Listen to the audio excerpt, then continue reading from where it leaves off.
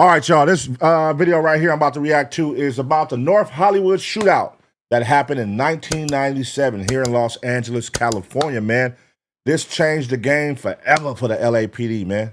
You know what I mean? This is when assault rifles was used on LAPD. They didn't have assault rifles at the time. LAPD did. So this changed the game to where they started using them after this. So let's get into it, man. Let's see what happened, what transpired, why, you know what I mean, the whole story. Let's go. It was a scene right out of an action-packed Hollywood movie. Bloody gun battles between cops and robbers on the streets of suburban Los Angeles today. He must have fired over 500 rounds. I mean, unbelievable. It was like a war zone, and he just kept doing it. And the cops were all pinned down. One of them was bleeding pretty bad. Guys walked in, they looked like they were RoboCop. I mean, they were so heavily armed, and they looked dangerous. The one weapon that we've identified can go through a bulletproof vest at 200 yards. These are very organized, brutal bank robbery suspects. They're killers. The North Hollywood Shootout. It is the story of a bank robbery that went very, very wrong. A surrealist holdup worthy of a movie scene, or should I say, worthy of an open-world video game. Y'all know what that's called right there? Y'all know what this is called right here, y'all? This was very popular in LA back in the day. You don't see them no more though. But this, when they used to crack down on crack houses back in the day right here, the battle ram. They had a song about it. They would ram your house in. This motherfucking truck right here, that little thing that's sticking in the front right there. That's how they ram through your house. The police, they'd just crash your house and tear your house down with this shit right here. Game. What happened in Los Angeles on the morning of February 28, 1997 was actually real. That day, two stout and heavily armed men decided to carry out an extremely brutal robbery. A completely botched theft that would soon turn into a huge shooting. Two robbers against almost 400 policemen, including SWAT members, all in the middle of Los Angeles and broadcasted live on television. Bro, really let that sink in. I think it said 2 verse 400. God damn. With an impressive arsenal of illegally modified guns, the two robbers will indeed shoot anything that moves to try to get away from the crime scene.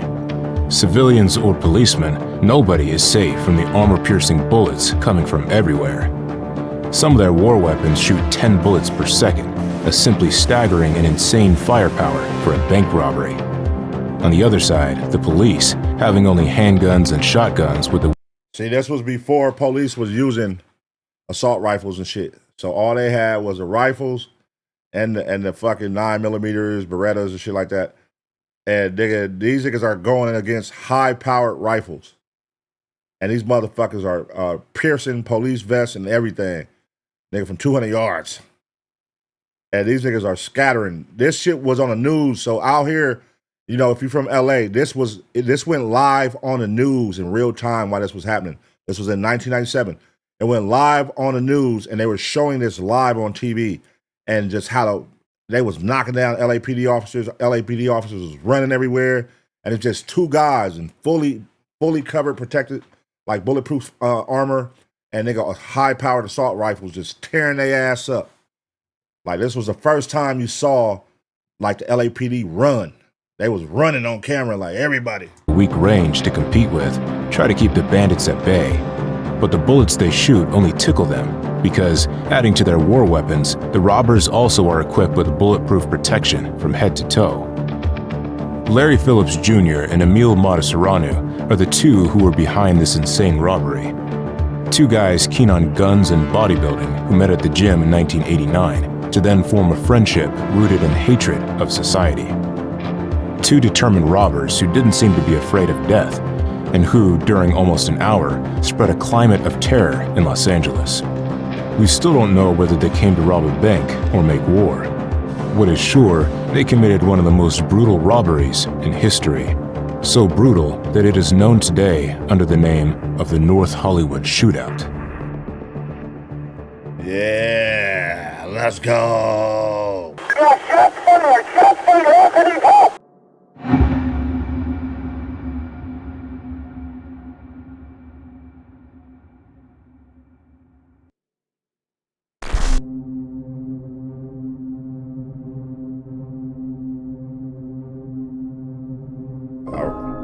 Thinking back to bank robberies in the USA, we think of the 1930s and the era of the John Dillinger, Babyface Nelson, Pretty Boy Floyd, and Bonnie and Clyde. A period in American history where armed robbery was flourishing. The Great Depression struck the U.S. hard, creating an atmosphere of economic distress that led more and more people to turn to robbery. As a result, the number of bank robberies increased dramatically, to the point where some people refer to these years as the golden age of bank robbery. But fortunately, this trend was put on hold after a while, and the following decades were, shall we say, rather quiet in terms of armed robbery. The authorities had managed to put a stop to this incredible rise in crime, and we thought it was all a thing of the past. But not at all, since bank robberies would make a resurgence from the 1960s onwards, more precisely between 1965 and 1975, when armed robberies climbed from 850 to almost 3,500 per year. Damn, that shit jumped like a motherfucker. 850. I mean, shit, you gotta look at it like, shit, nigga, if I ain't got no bread, I'm gonna take my chances, nigga. Go rob one of these banks. A lot of these banks, they didn't have all that protective armor, glass shit. That shit came later. So you could just go in there, hop over, blah, blah, blah, get your issue off, get the fuck up out of there. You know, now it's a little way more technical now, though. Spectacular rise, you may say, but it didn't stop there. Yes, because the trend continued into the 70s and 80s, with 5,500 robberies in 1985 alone. Damn. The curve then kept climbing, reaching even more insane figures in the following decade, with almost 7,900 robberies in 1990 and 9,388 the year after. Damn, look how much that shit is jumping, y'all. That's how much the trend of robbing banks, look how it's growing from 850 to the early 90s and 9,300. I wonder what's at right now today, but let's go. A real epidemic of armed robbery, with its epicenter in the far west of the United States, Los Angeles, the city that has become known as the national capital of bank robbery. An unenviable title, we may say. When it comes to attracting tourists, we've seen better. But believe me, the City of Angels deserved this distinction.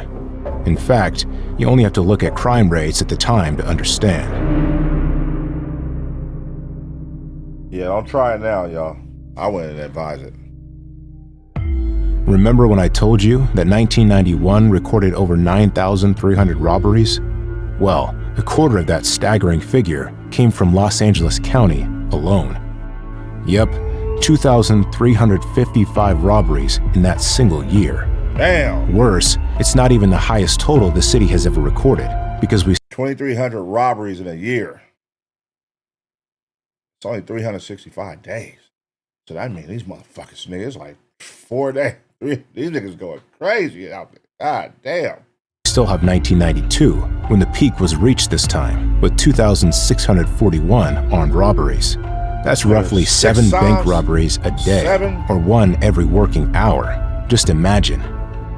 Moreover, there were so many of them in the 80s and 90s that Hollywood took an interest in the phenomenon, producing some of the greatest bank robbery films set in Southern California. Point Break, actually, released in 1991, and above all, the benchmark in bank robbery films, released in 1995. Hey, Heat is amazing. If you haven't seen Heat, make sure y'all check that out. Heat. At the time, Los Angeles was suffering from an ever-increasing number of robberies. If the rates were alarming, what was even more so was the brutal violence with which gangsters operated during these armed robberies. Most of them were equipped as if they were going to war. Machine guns, assault rifles, bulletproof vests. It seemed that with this new wave of robbers, the end justified the means, and nothing could stop them from stealing the loot they had set their sights on. So much so, in fact, that some thought that if they had to kill, they would. What turned bank robberies into recurrently violent operations in Los Angeles was that famous robbery on September 5th, 1991. On this particular day, 2 men, members of a bank robbery gang well known to the police as the West Hills Bandits, enter a Wells Fargo branch in the Tarzana district of Los Angeles. Heavily armed and wearing masks, they paradoxically demonstrate a disconcerting civility when it comes to robbery. Look at these niggas.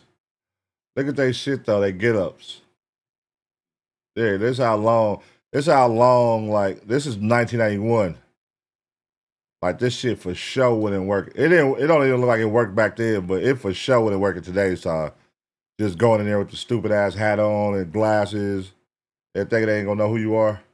They gather customers and employees together, telling them quite naturally, "Enjoy the show." in less than 2 minutes, the establishment is robbed. True professionals, there was no doubt about it, and courteous too, since as they left the premises, they gave the hostages a cheerful, "Thanks, everyone." The two robbers left thrilled, with quite a haul in their pockets. $437,000, a record loot for the Los Angeles jurisdiction at the time, which would, alas, be mistakenly revealed to the general public by a bank employee, because it was from that moment on that things really took a turn for the worse. Yeah, you can't tell niggas it's that much money they can get away with. They like, you shouldn't have went public and told nobody.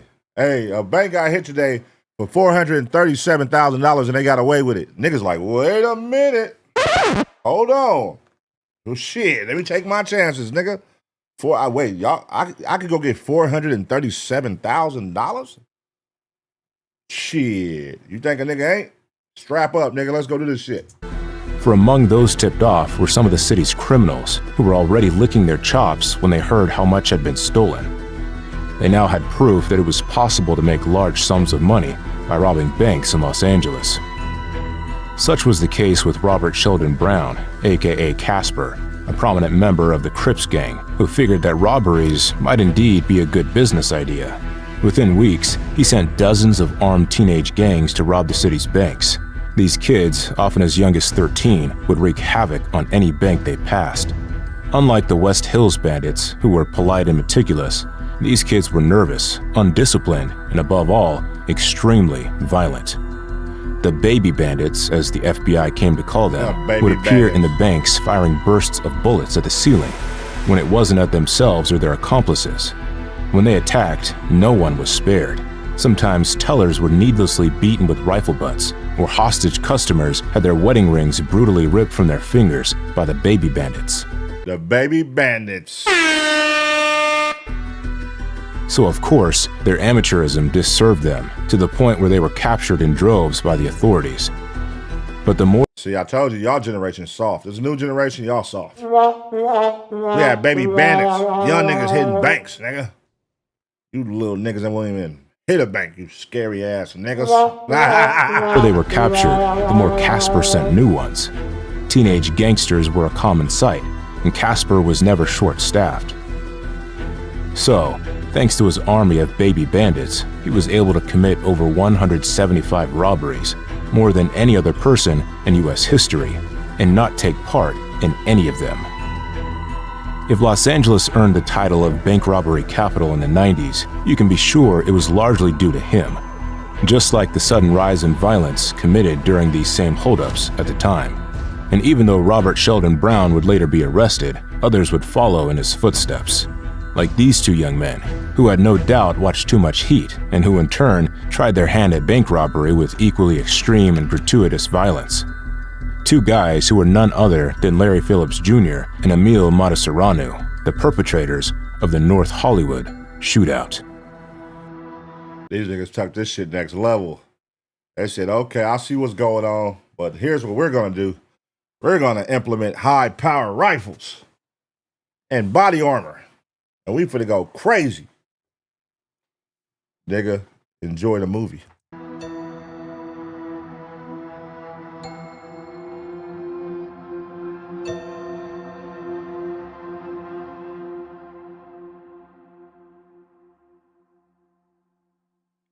Movie.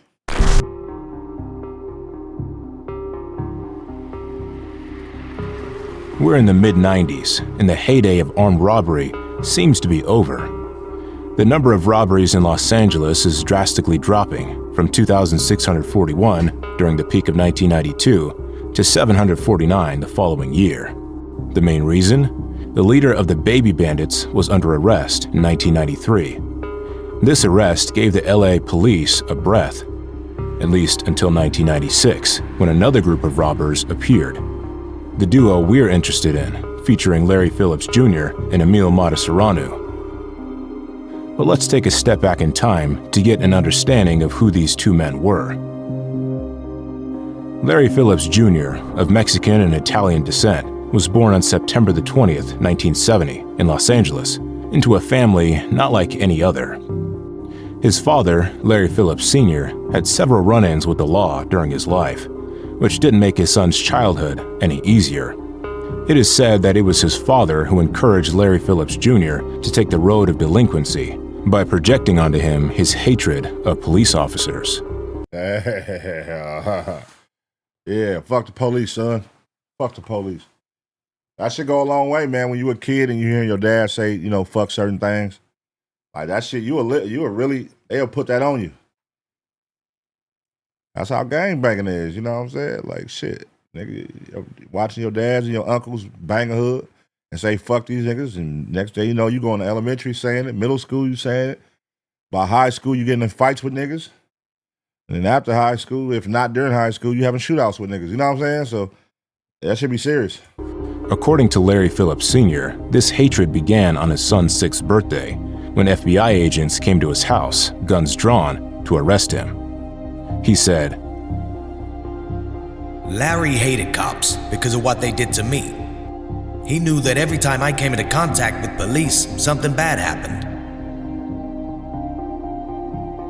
Another version says that the father would also have influenced his son during mountain trips, which would have created in Larry an aversion to law enforcement, a hatred that would follow him all his life. Later, his parents divorced, and Larry lived with his mother, even though his father continues to see him and plays a role in his life, taking him to try his hand at firearms at shooting ranges. These sessions instilled in the young man a real passion for weapons. At 13, he dropped out of school. Yes, because what interests Larry most is money.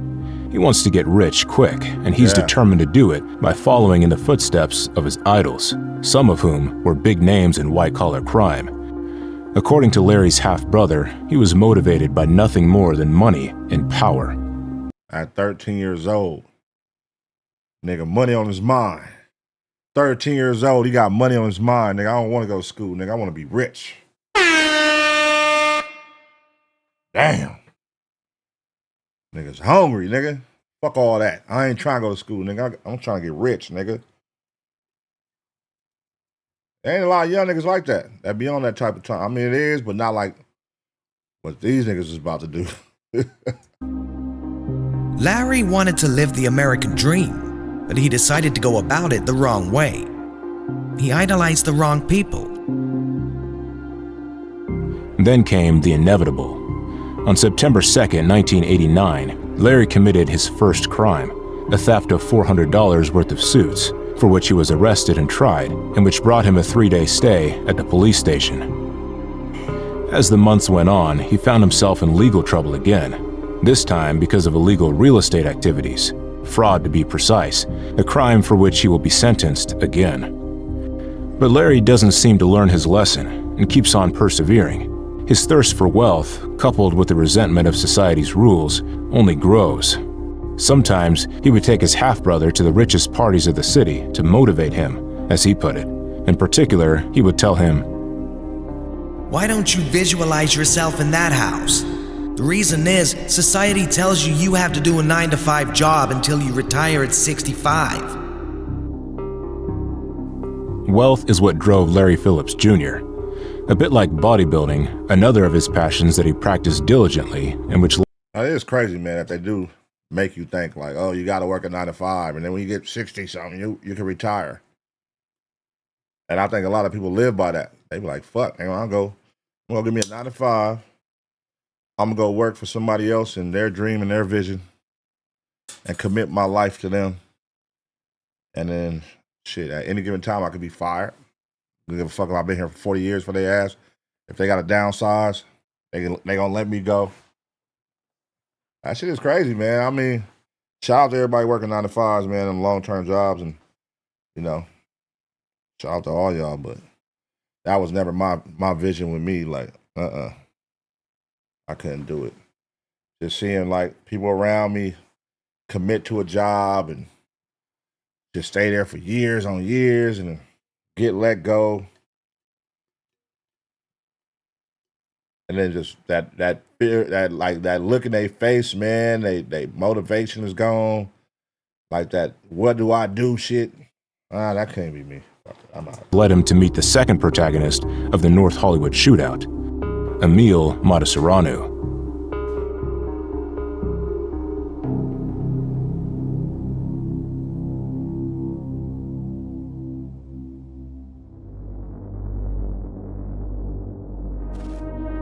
Gold's Gym in Venice Beach is where Larry and Emil first met. Larry, a bodybuilding enthusiast, has been dreaming of becoming the new Arnold Schwarzenegger since he was a teenager. So he puts his heart and soul into it, reading a plethora of books on the subject and training regularly. Arnold Schwarzenegger. Unfortunately, not everyone can become a bodybuilding star. Genetics playing a large part, Larry realizes that his dream will remain forever out of reach and puts an end to his ambition to become Mr. Olympia. This disillusionment doesn't prevent him from remaining disciplined in his training. However, Larry continues to attend Gold's Gym until the day he meets another regular who is also passionate about bodybuilding and firearms. Hello. Emil Matasareanu, of Romanian origin, was born in Timișoara, Romania, on July 19, 1966. He was the only son of parents who decided to leave Europe in the mid-1970s and settle in the United States in Los Angeles. Like Larry, Emil had a difficult childhood, but for different reasons. His classmates regularly mocked him for his Romanian accent and for being overweight. This constant harassment prompted him to spend much of his time at home in front of his computer. Yeah, y'all remember them computers right there with the floppy disk? Y'all remember floppy disk? Yeah, it's time to show your age in the chat. With the floppy disk, nigga. Computer. During this period, he developed a passion for firearms. He managed to make a few friends, but never kept them for very long. He was a socially maladjusted young man, as his mother describes him.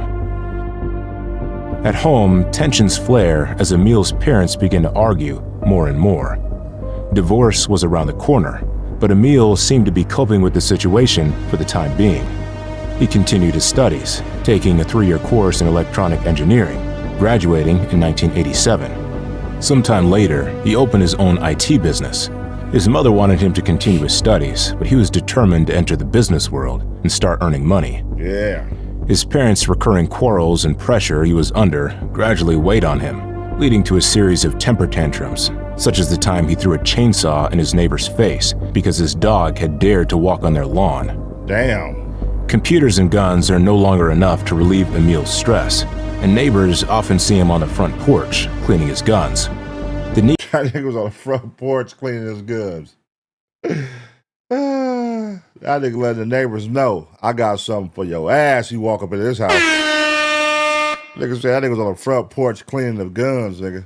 to channel his anger leads him to another passion, which initially causes him to lose over 100 pounds, but also leads him to meet his future partner in crime, Larry. The story takes place in 1989 at Gold's Gym in Venice Beach, Los Angeles. Emil, who trains there regularly, meets a man who will dramatically change his life. A young man who, like him, enjoys lifting weights and guns, who will soon embark with him on a frenzied crime spree. Yes, because it's Larry who's clearly going to emerge as the leader in this new friendship, to the point where he manipulates Emil psychologically, because according to Larry's half-brother, Emil was just a follower in the group. You can't imagine how manipulative my brother was. He tried to break your mind down and then build it up again so that you would become one of his crew. This is how Larry controlled every aspect of Emil Matasareanu's life. He most likely told him about his resentment towards the police and society, and even went so far as to influence his choice of spouse. Emil had indeed returned to Romania in the early 1990s to bring his grandmother to the United States. He then used the opportunity to bring back a Romanian woman, whom he later married. Larry, for his part, was with a Hispanic woman. So it was this friend. He saw that nigga hair. I meant to stop on his hair. I was like, wait, I was stuck looking at that shit. I was like, well, how did that nigga get his hair like that? Ship that triggered the events that unfolded in North Hollywood on February 28, 1997. An ordinary friendship, but one that would soon turn into a murderous agreement. Los Angeles was clearly not ready for what was to come. Yes, sir. Not ready, buddy. They were not ready for this. Okay.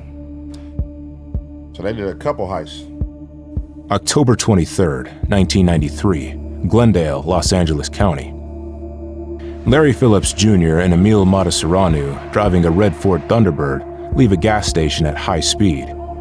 Just then, Ian Grimes, a nearby police sergeant, spots them and immediately gives chase. Having succeeded in stopping them, the officer then asks them a few routine control questions. Faced with the officer's questions, Larry seems reluctant to answer. Worse, Emil lies to the officer, saying that the car belongs to Larry's mother, even though they had rented it at an airport. Emil should have known that before arresting them, the policeman would have asked for a license plate check, which of course he later did. Faced with Larry's hesitation and his friend's attempt at deception, Officer Grimes senses that something is fishy. So he invites Larry to get out of the car and join him in the back to check him out. And what does he find? What does he find? A gun. Oh, no. The agent's suspicion grows. Oh, no. Got you. Grows. He immediately calls for reinforcements, and when they open the trunk, surprise, he and his colleagues discover a whole arsenal of weapons, including assault rifles, machine guns, God damn. explosive devices, bulletproof vests, smoke bombs. Damn, look at these niggas, they ready. Oh shit. These niggas was ready to go. Enough to leave the police speechless. Had Larry and Emil been speeding to a safe house to hide all this equipment? It's possible. What's certain is that they couldn't have gone far now that the officers had arrested. Nigga, why did they have so many fucking clips and banana drums in them? The fuck?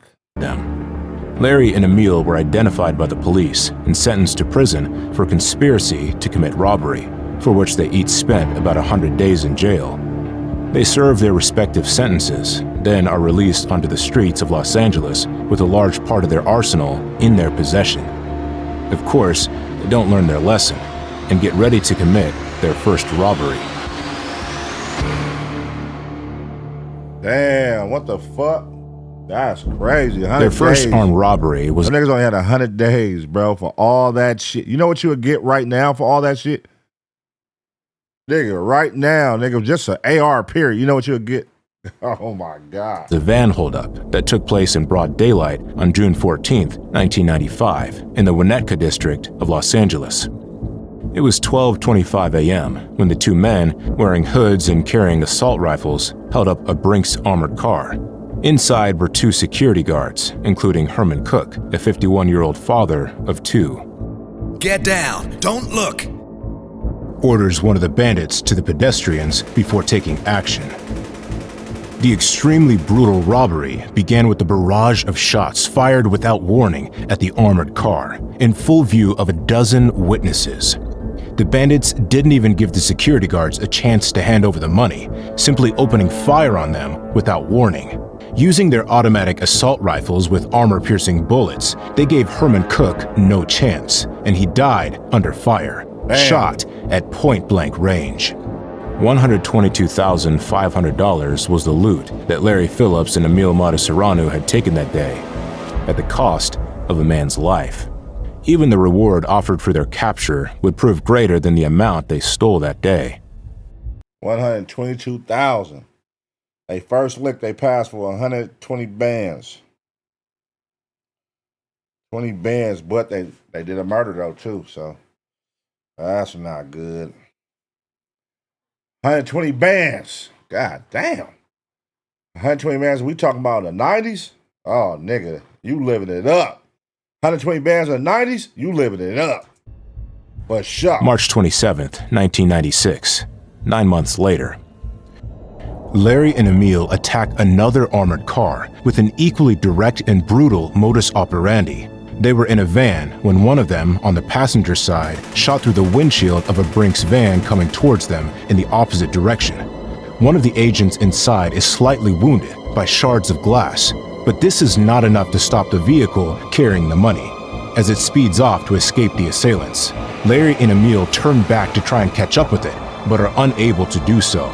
It's their first big failure. To erase the evidence, they set fire to their van before changing vehicles and fleeing. The scene is eerily reminiscent of the film Heat, released a month earlier.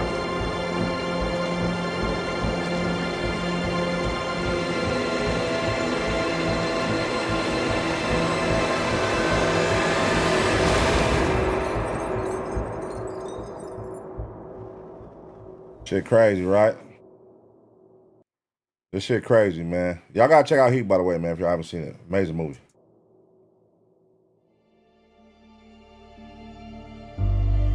May 2nd, 1996. The duo followed up with another armed robbery. Gone were the armored vans. Now they decided to take the plunge and hit the banks. Their first target? A Bank of America branch in the Van Nuys district of Los Angeles. What's so crazy? They hitting all banks in the valley. They just staying in the valley. Tarzana, Winnetka, Van Nuys, North Hollywood. These niggas just in the valley. These niggas ain't going outside of LA. I like outside. So we don't consider, okay, so just to put things in perspective, it's all LA County. It's all LA County, the valley. LA County. But we don't consider this LA. You know what I mean? Like Compton, everything is LA County, Long Beach, all that shit, but we don't consider Long Beach, we don't consider Compton, LA, we don't consider, you know what I mean? The Valley, we definitely don't consider LA. It's just different lifestyles for one. Like, it's night and day. All right. You talking about the city and versus the Valley, night and day. There's so much shit you can get away with in the Valley, man, that you can't get away with in the city. I'll tell you that right now. It was shortly before 10 o'clock a.m. when the two robbers, armed with automatic rifles, burst into the establishment and fired a dozen shots into the ceiling. Inside, some 30 people were taken hostage, including several children, terrified by what was happening. Some of them were crying, which soon irritated the two men, who threatened to kill them if their mothers didn't make them stop crying. Larry and Emil have absolutely no scruples. All they care about is money, and that day, they're going to get a lot of it. Oh, wow. 755,000? Oh, my God. These niggas passing. Nigga, listen, y'all. This is in the 90s, dog. You know how much, like, 755, you gotta remember, 90s is when everything, all the restaurants cheap, food places, 99-cent burgers, 35-cent burgers. Nigga, I'm talking like, shit was cheap back then. You, nigga, 755,000 in the 96? Oh, my God, you the fucking man. You are fucking balling. 755,000 on some like not working hard for it money at that. I didn't have to work hard for this. I just went in here in less than 30 minutes and robbed this place and took this. Oh my God. Careless spending for sure. Nigga, they for sure doing some careless spending. Over $755,000. Then on May 31st, 1996, it's the same old story. Larry and Emil attacked a second Bank of America branch, not far from where they robbed the armored car that had claimed Herman Cook's life a year before. The robbery began at 10:05 a.m. with the same modus operandi as earlier in the month. This time, however, they left two injured tellers in their wake. The amount stolen was even greater than the previous one, almost $800,000. Oh my God, 794? Jesus Christ. These niggas just passed for 755, then 794, and right before that, 100 and something. These niggas is balling. What are you still robbing for in the 90s? Nigga, 96, you good, nigga. What? You all the way good. You're straight, bro. This is the luck. Listen, see, that's when you got to know when to fold, bro. You got to know when to throw your hand in, man. This is it. We're good. Now you're just being greedy at this point. Look, you can take 800,000, I can take 800,000. We're good. We're straight, nigga. It's the 90s. They like, fuck that, we need more. Giving them a total of almost 1.5 million in the space of 30 days. 1.5 million in 30 days. I'm done, nigga. I'm done. My robbery career is done, nigga. I'm not stealing no more. I'm straight, cuz. What more do I need? I'm not gonna keep going till I get caught. Nah, we got away. We did 4 robberies and got away. I'm good. I'm not, nigga. They crazy.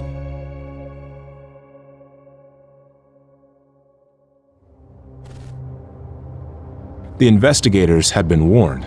For the first time, they could see the 2 robbers they were looking for through the surveillance cameras. 2 hooded robbers with imposing, intimidating builds, walking slowly, assault rifles in hand. An atypical bank robber profile, and what especially jumps out at the FBI agents is the time taken by the duo to pull off the 2 robberies. 6 minutes for the first and 8 for the second, which is an eternity for bank robberies. In fact, it's as if they don't seem to be in any hurry when it comes to robbing, always keeping the same pace, even during the getaway. As if, in the end, it... Listen, man. 6 minutes and 8 minutes, bro. 14 minutes, these niggas made $1.5 million. And they still going. Listen, I'm done. Call me a bitch, call me a buster. I'm done. We got away with 1.5 million. I'm done. There's nothing else to talk about. Give me my cut. We done. See you. Go about your business. It wasn't robbery itself that animated them, but the possible armed confrontation with the authorities. Maybe that was what they wanted to do after all. Well, if it was, they were in for a treat. Yeah, because we finally arrived at the holdup we're interested in. The one that will soon pit Larry Phillips Jr. and Emil Matasareanu against an armada of police officers in the middle of Los Angeles. The North Hollywood shootout was just around the corner. Bro, these niggas are robbing. Listen, this is how sloppy they are. Not sloppy, but you can't say sloppy. They're not going outside of probably like a 20-mile radius, 10-mile radius. Like, these niggas are literally just staying right in the same area. Like, it's really not far. Like, to push it in perspective, Tarzana, North Hollywood, Winnetka, Van Nuys, they're all right next to each other. Boom, boom, boom, boom. So North Hollywood, next to North Hollywood is Van Nuys. So we're talking 10 minutes away. You know what I mean? To get from North Hollywood, Tarzana is furthest out where they're hitting, and that's 18 minutes from North Hollywood. So they're within an 18-minute radius just hitting banks in a matter of 30 days, staying within the same radius. Like, bro, what the fuck? Like, they were literally they got greedy, man. That's what this says to me. They just got greedy. They got thirsty. Y'all moving too fast. Y'all hitting all these spots that's literally 10 minutes apart from each other. And that's how I got caught.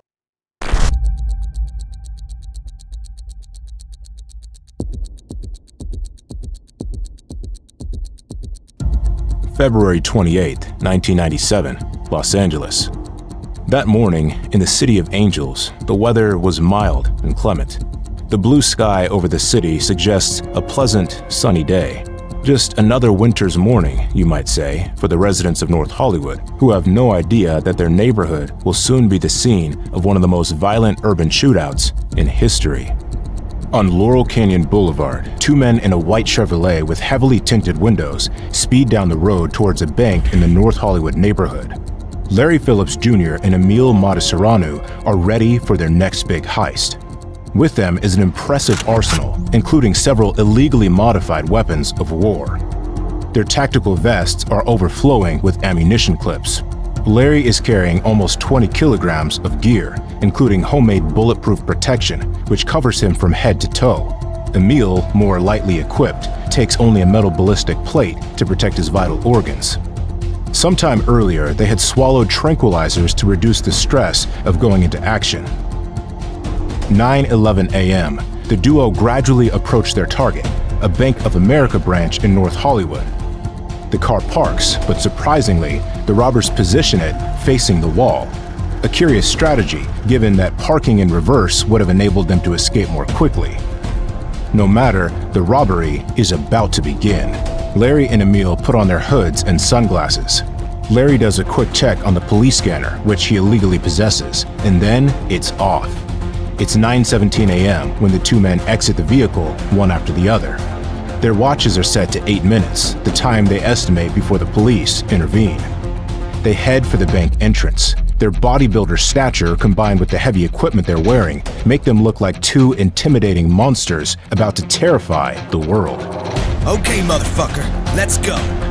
The robbery begins when Larry orders one of the bank's customers to enter the establishment. Two policemen standing near the bank witness the surreal scene. Damn, that's how they slipped up. They slipped up. Damn. See? You got too greedy, man. You got too greedy. Y'all was cool, and look how sloppy this one is. First 2 minutes, a police officer passed by and sees. 5840, requesting assistance. We have a possible 211 in progress at the Bank of America. Bank of America.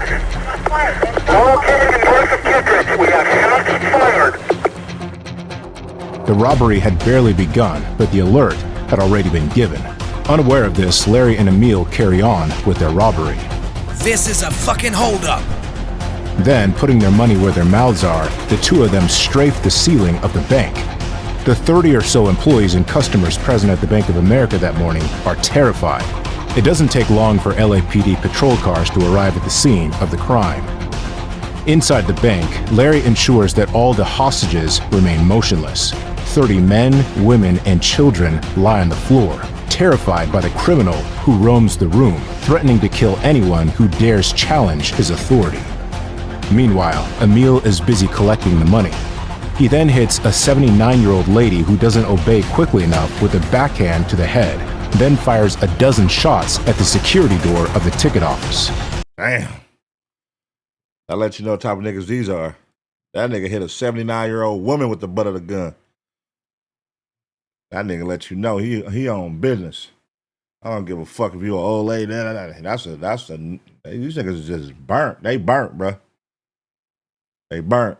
But this shit is, you did all this only to not be able to enjoy it. Like, y'all was moving too fast, man. But again, this is in the 90s, 96, so it ain't as advanced as it is now. But it was still like you were being thirsty, bro. Especially like being within 18 minutes of part of each other. Like, nigga, come on, bro. Space that shit out, my nigga. You tripping.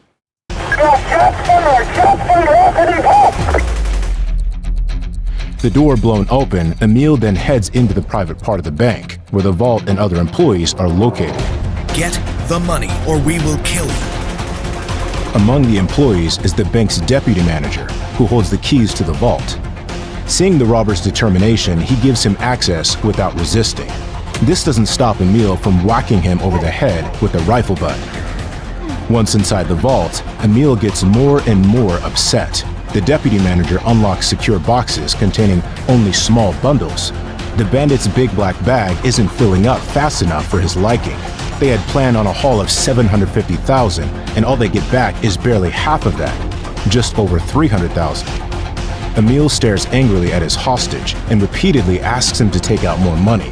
Alas, that's all the bank had at the time. An ominous silence falls. Suddenly, the disgruntled robber fires his assault rifle into the ceiling of the vault. Everybody stay down. Rapid automatic fire. They're panning the area with fire. For his part, Larry continued to watch the hostages, moving from one side of the bank lobby to another, when he noticed something strange outside. Not a single car was in sight. Larry goes out to investigate and scans the area.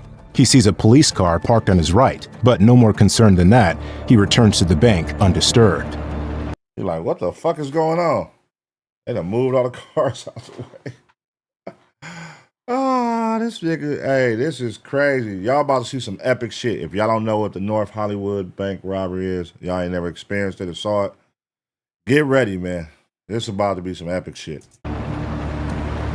Nobody look at me or I will kill you. Larry then lashes out at the hostages and fires his AK-47.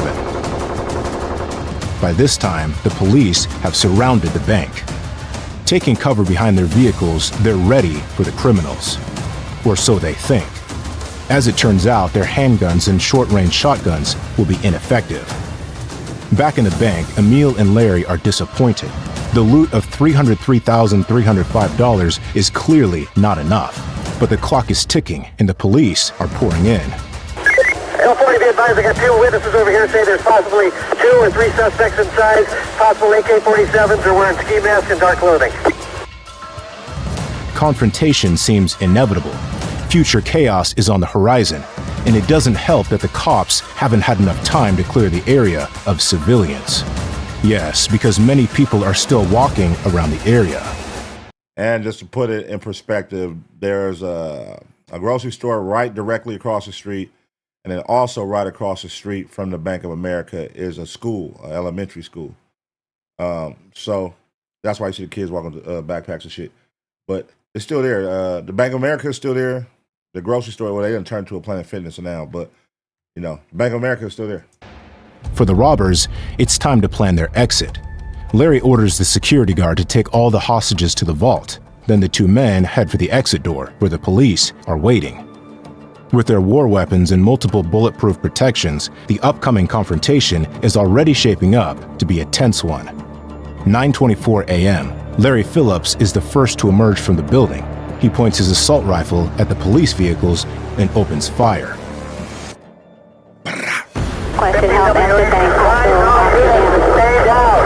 The suspects are shooting AK-47s. All units at the Bank of America, stay down. Shots are being fired. Automatic fire. The deafening sound of the bullets echoed throughout the neighborhood. Police officers and civilians dived to the ground in order to avoid the piercing bullets from the automatic rifles. The cars they were hiding behind were pierced like paper, some bullets even flying out the other side of the bodywork. More than 200 rounds were fired by Larry. He then retreated into the bank. The first hail of bullets had already wounded several people, including 2 civilians. Then, at 9:30 a.m., Tearing shit up. Look at this shit. And again, this was on live TV on the news, y'all. Like, they was live recording this shit, so you were seeing it in real time. And this is the first time you've seen something like this on TV. Like, what the fuck? Mind you, again, it's 400 police officers versus 2 men, 2 guys, versus 400 LAPD officers, and they got them running. 2 niggas got 400 LAPD officers running. Larry reappeared, this time accompanied by Emil, who is carrying the bag of money. The bursts of gunfire resume, but more intensely.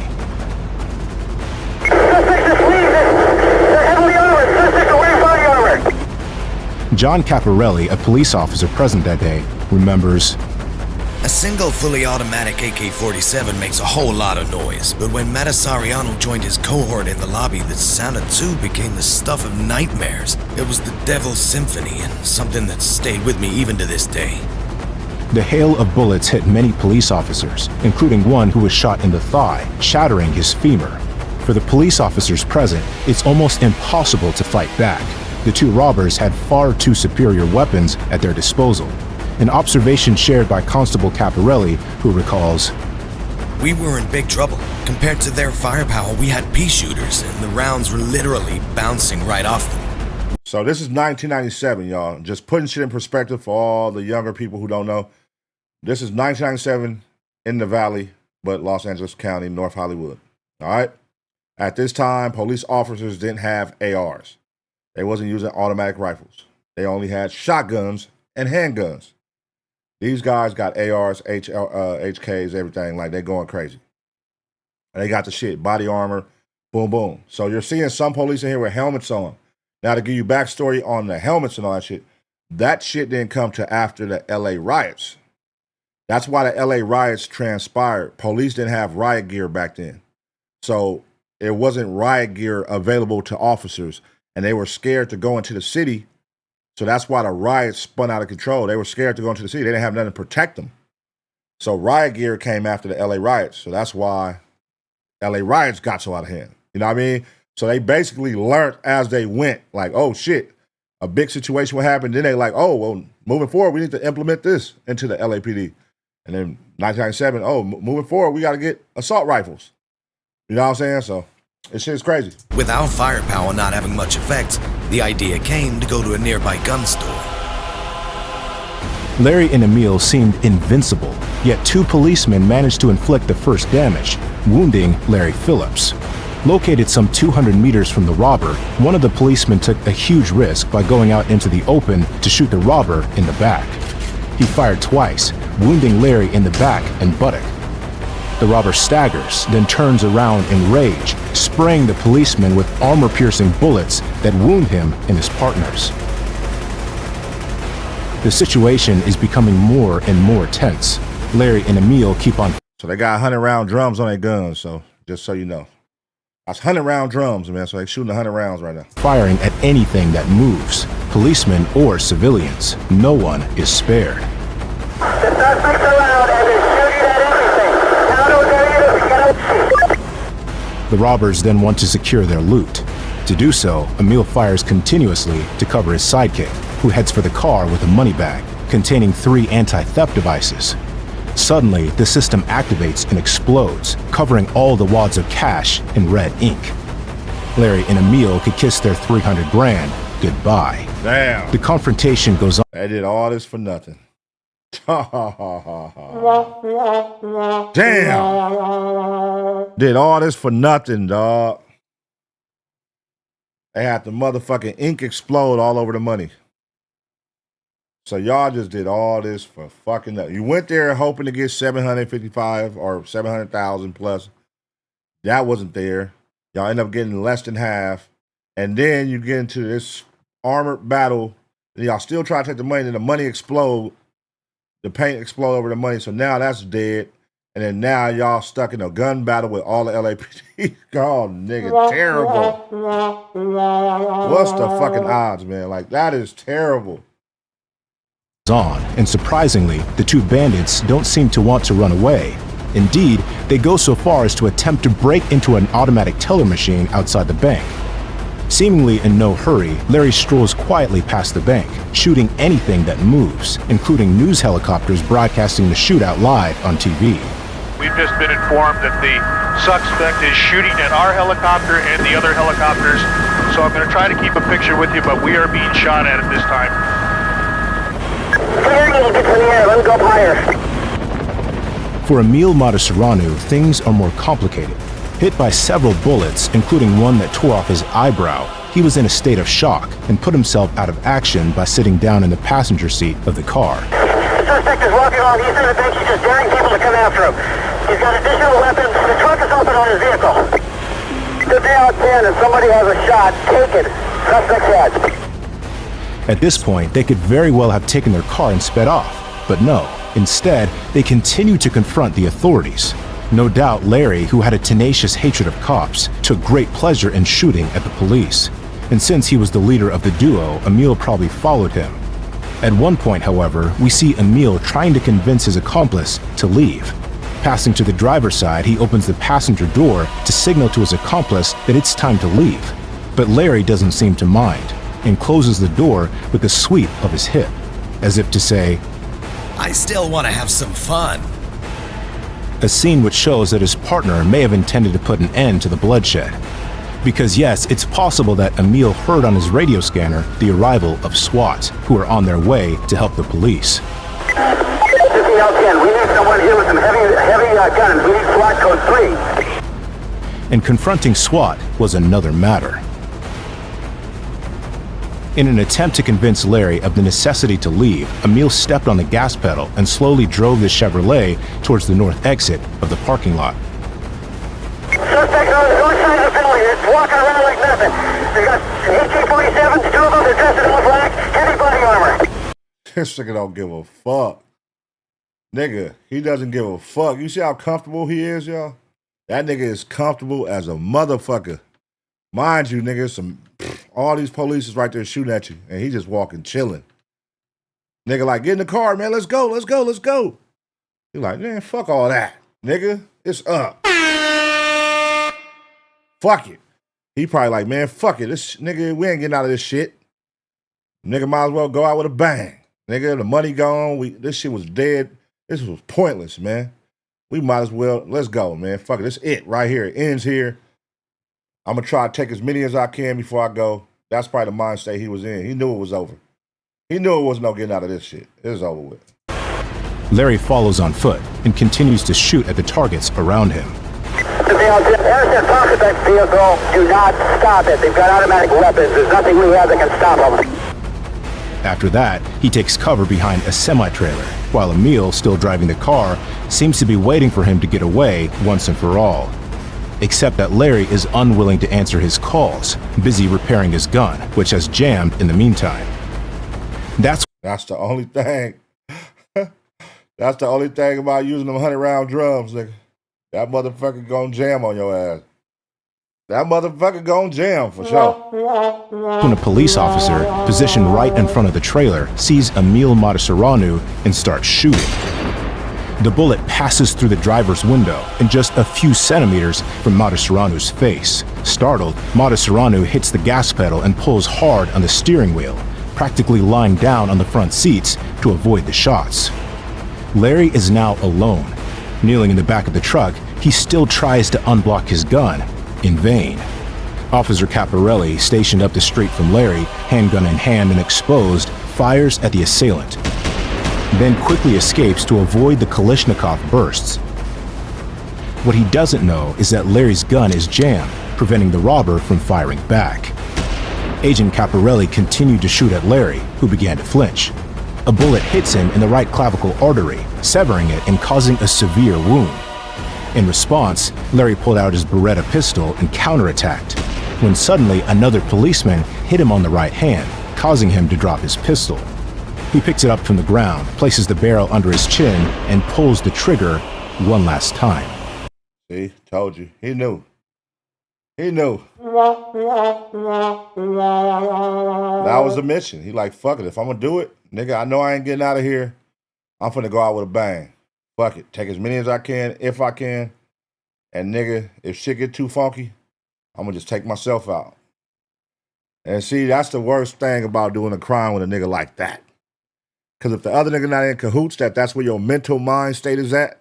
Look, he's sitting there waiting. He like, come on, man, hurry the fuck up, man, hurry the fuck up. And you don't want to get in the car. Nigga, if he wasn't your mental was that, he probably would have left. Like, hey, I know that was your thing. You said, nigga, if it get funky, you want to go out with a bang. I'm out of here. But he trying to be a good crimey with you and waiting on you, and you don't want to get in the car. You hold him. Now he done got shot in the face waiting on you. Like, come on, man. 9:56 a.m. The first assailant in the North Hollywood shootout is dead. Meanwhile, Emil, whose car has both rear tires punctured and the windshield covered with bullet holes, tries to steal another vehicle to escape. For several minutes, he tries to steal every car he comes across, but the first two carjackings fail. In one of them, he is seen waving in the direction of Larry, who lies 3 blocks to the east, dead, surrounded by policemen.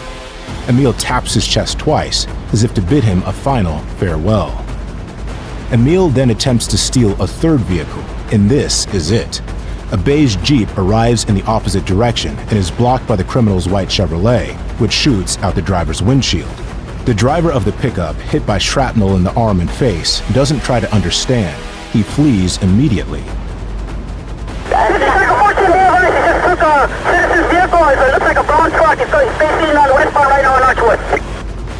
Emil now has a way out. He transfers his weapons and ammunition to the pickup, then tries to start the car. Problem, it wouldn't start. The driver had activated the kill switch, rendering the Jeep unusable. Then it's over. Go ahead, man. It's done. It's done, bro. You're done. Hang it up. You already walking around leaking. You done got shot in the butt, shot in the back. Nigga, this ain't gonna hit the kill switch on the car. It's over for you, bro. Then a police patrol car with 3 SWAT team members on board arrives at full speed and pulls up in front of the pickup where Emil is sitting, still trying to start the car. Seeing the police arrive, Emil immediately leaves the stolen vehicle and positions himself in the back of his Chevrolet, ready to face the SWAT team less than 10 meters away. For the first time, The confrontation Ooh, look how close that is. Look, they, oh my God. Nigga, look how far they are. I mean, like how close they are to each other. is one of equal firepower, with the officers armed with assault rifles. Escape seems compromised for the fugitive, but that doesn't stop him from continuing the fight. Cornered behind his car, however, he is quickly overtaken by the bursts of SWAT bullets flying everywhere. Emil tries to fire back blindly, but most of the bullets land in his own windshield and on the open trunk of the car. The police continue to fire at Emil, who is shot several times in the chest. But Emil is still alive. Seeing the assailant still crouching and in firing position, the SWAT agents then had the good idea to aim at his unprotected legs. Lay down, aim at his ankles. Got him. And after that, it's over with. They matched his energy, man. Oh, you got assault rifles? All right, we got assault rifles too. Here we go. SWAT team. Shots fly off and hit Emil several times. With his legs riddled with bullets, Emil no longer had the strength to continue. He was hit 29 times and lost a lot of blood. The SWAT officers put him on his stomach and handcuffed him. Emil, smiling, then still has the strength to utter a few obscenities and even taunts them, saying, "Shoot me in the fucking head." He bled to death on the pavement before the ambulance could arrive. The North Hollywood shootout was finally over. Wow. Wow. 44 minutes of terror. That's what the police and local residents lived through that morning. More than 1,700 shots were exchanged during the North Hollywood shootout, 1,100 of them on the robber side alone. That's one shot every 2 seconds. Damn. A botched robbery that left 2 dead, Larry Phillips Jr. and Emil Montesaranu. A real miracle considering the violence of the event, which also injured 8 civilians and 12 police officers, 2 of them seriously, forcing them to end their careers. I told y'all this was gonna be a movie, right? This shit is fire. This is crazy, man. This is crazy. In addition, 12 police cars were destroyed and 85 civilian vehicles were hit. The hundreds of bullet holes in the walls reflected the horror of what had happened that morning. Now it was time for the cleanup. Finally, the North Hollywood shootout highlighted the glaring imbalance in firearms between police and criminals. The police's shotguns and handguns were clearly no match for the criminals' assault rifles and bulletproof protection. This was done after the North Hollywood shootout, when the LAPD, followed by police departments across the U.S., were issued semi-automatic rifles to prevent further incidents of this type. Now you got action. So after that, that shit changed the game, y'all. Here y'all go, semi-automatics. That rifles ain't gonna cut it against shit like this. These niggas out here got high power shit going crazy. Now you can match their energy. Police would later discover that Larry Phillips had a copy of the film Heat in his home, a film that the 2 men probably used as inspiration for their robberies. Firearms were also seized during the raids on Larry and Emil's homes, but most of the stolen money, around $1.5 million from previous robberies, was never recovered. A story that ends in mystery. Yeah, man. Fire. Fire, fire, fire. That was great, man. That's the North Hollywood shootout, y'all, 1997. We all just learned some new information, man, that we didn't know. I knew a lot of that shit, but it was a lot I didn't know. I didn't know they were hitting previous banks around the area and shit. But, you know, I mean, that's when being too greedy goes wrong, man. You got to know when to quit. You got to know when to quit, man. You got to know when to quit. Not knowing when to quit, driven by greed, look what happened. You know, what was supposed to be an 8-minute mission turns into 44 minutes and death. You know what I mean? So, you know. That was the North Hollywood shootout in 1997 on Life of a Gangster. Let me hit that like. On Life of a Gangster, man. Life of a Gangster. Y'all go check that out, man. Check out more of their videos. You know what I'm saying? Thank y'all for tuning in. And definitely, man, leave a comment. Let me know what y'all think about it, bro. Hey, shout out to you for tuning in. Now be sure to smash the like and download Underdog Fantasy. All you have to do is pick higher or lower on players and you can win big. If you want to make some extra cash and have more fun while you watch sports, download Underdog and get up to 1,000 times bonus cash. Just use my code, AceBoys.